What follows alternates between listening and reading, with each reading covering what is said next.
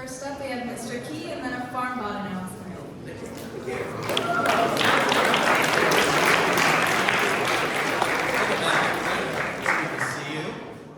I wanted to introduce a new community member to you.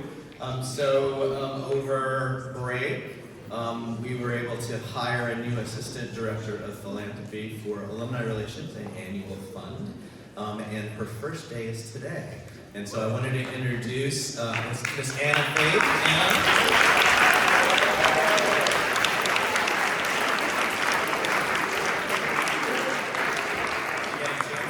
Say hi to her, make her feel welcome. We're really glad you're here.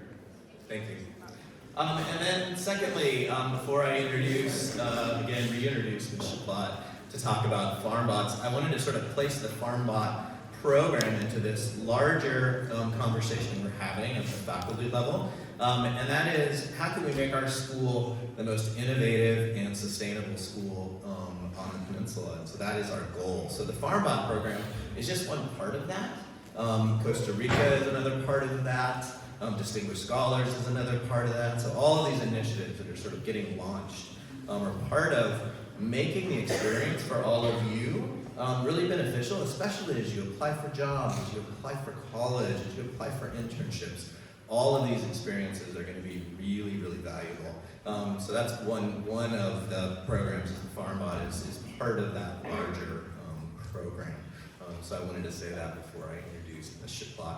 I also wanted you to all know that probably in the next couple of weeks I'll talk more about what's happening across the street of the 100 acres. As you know, we have 100 acres of prime land that the board and I have been working on for the last 6 months of developing that land. So I have some exciting announcements about that in the next few weeks, so stay tuned for that. Okay? Ms. Shaplot, come on up.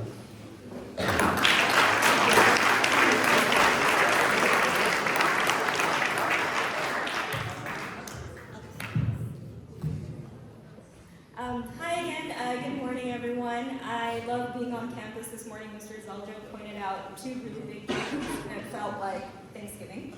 So it's very nice being here. Second, I actually wanted to wish all of you a happy Holi. Does anybody know what Holi is? Yes? Okay, it is it's the festival of colors. It's practiced in Hinduism, but I'm not Hindu, I'm Indian. But the reason I'm mentioning this is because it's also the welcome of spring. It's the welcome of harvest. And because we are talking about agriculture, technology, I just wanted to wish all of you a happy Holi for that. And then send a reminder to those of you, we have 14 people who signed up, 15. Where are my 14? Can you guys stand up? Stand up!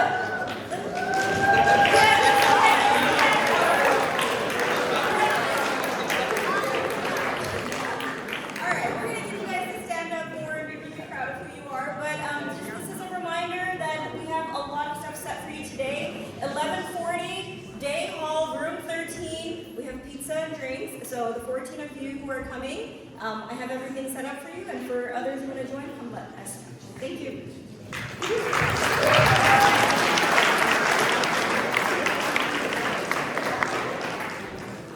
a science fair announcement followed by boys volleyball.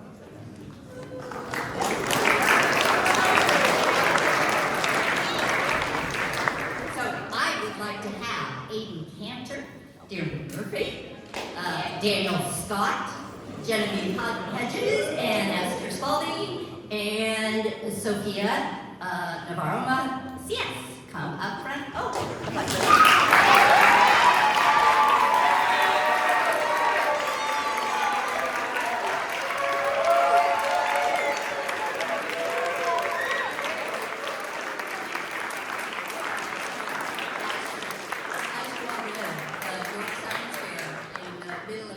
Produced an awesome assembly of science fair projects. I hope all of you got a chance to see them.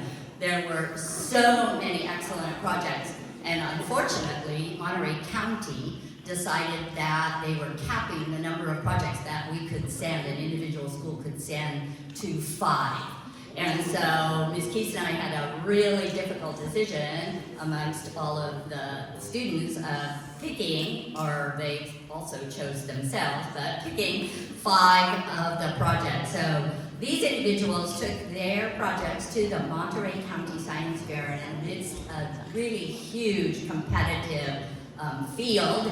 They came out with 4 first place and 1 second place, and our second place was after a York student who got first place. So in the category of behavioral sciences, we have in second place Sophia Navarro Macias.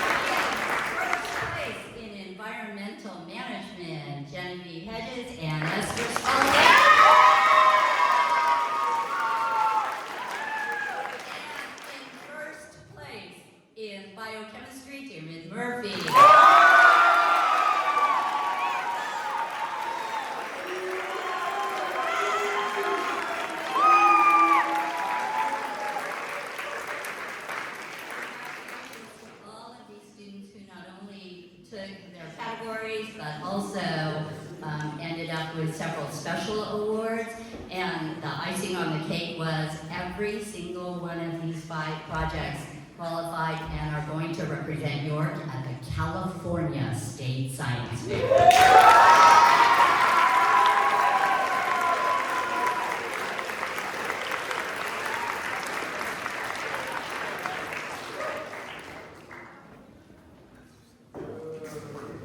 Good job. Let's go here.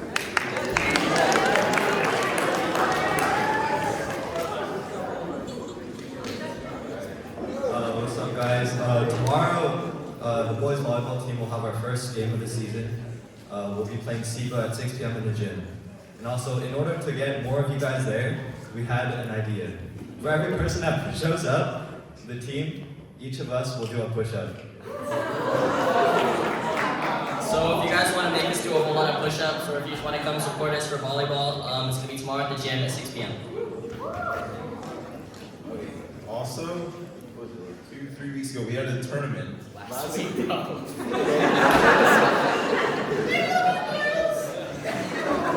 Anyway, we got our first tournament win.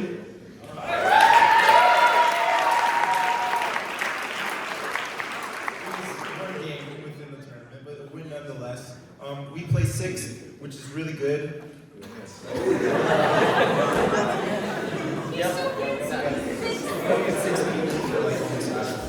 Yeah, we played really well. Yep. All right.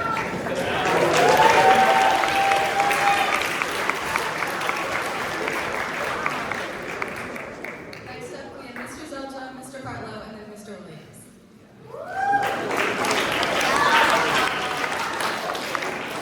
Welcome back, everyone. Hey, the last quarter of the year. Look it up, seniors. The last quarter, you guys will be at York. It's amazing.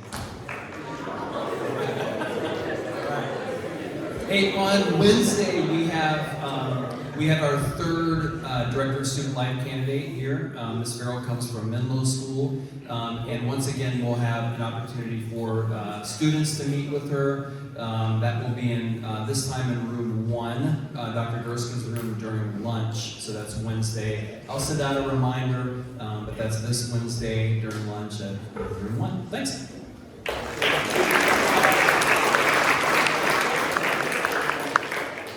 Hi everyone, quick announcement. As you may know, when you take standardized tests today, the PSAT or the SAT, they're done digitally, and they're often done on your own device. And we are offering an SAT for juniors this year. It's on April 8th, and 23 of you have signed up for that. So after this break, we're gonna head to the theater to do a digital readiness check with your device. So please bring your device. You should have downloaded the Blue Book app, and I'd like to see all 23 of you in the theater to go through some final readiness for the test on April 8th. Thank you. Good morning. First, I wanted to say thank you for being an awesome audience last Thursday at our music forum. I thought everyone was did an awesome job, and I just wanted to say thank you for that.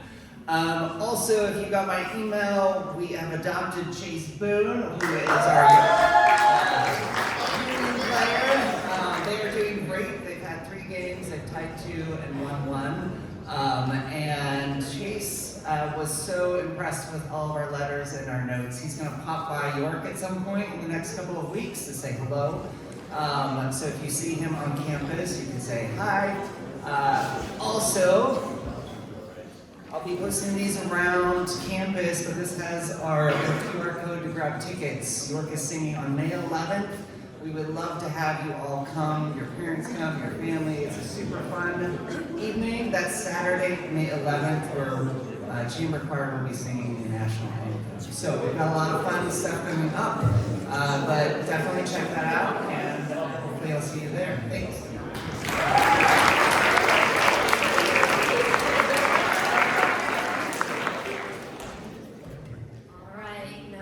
Welcome the amazing lacrosse player up for her sophomore speech today, Kristin.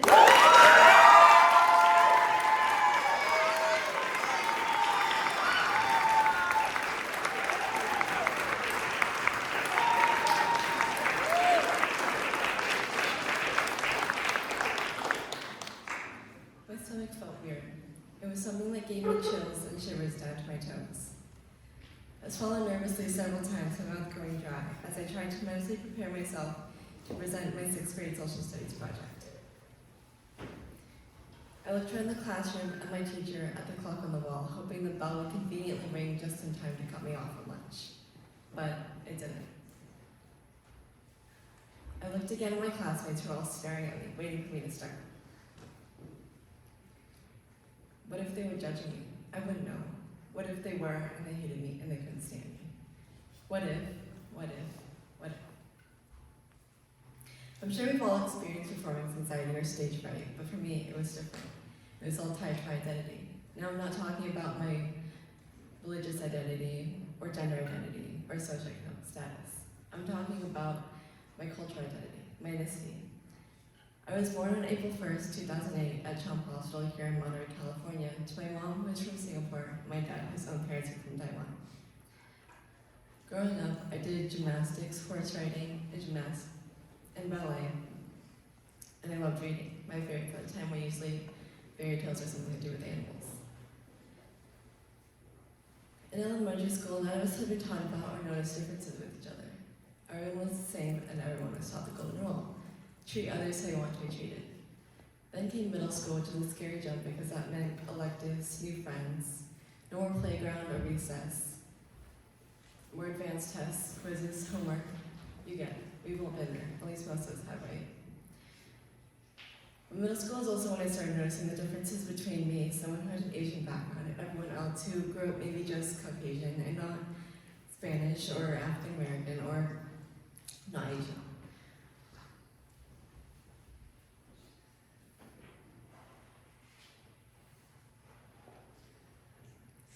As I matured, I was scared to tell my classmates that I had an Asian background, thinking it would change their perspective of me.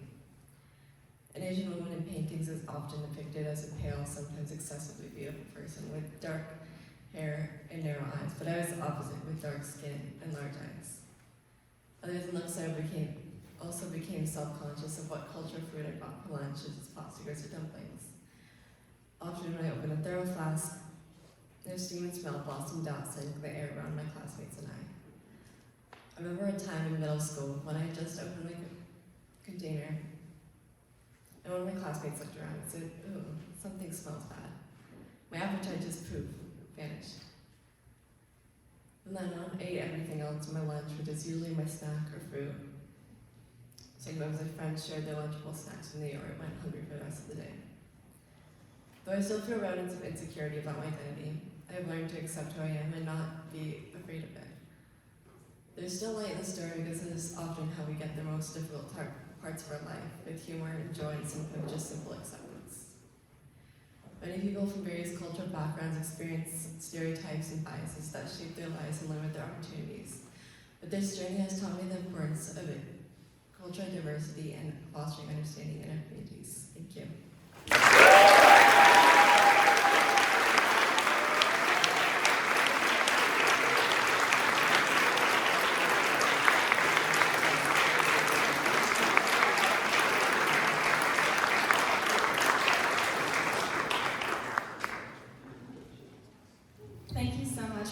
for that wonderful speech and for sharing your story with us. Okay, so that's all we have for break today. Exec Student Council, please stay here.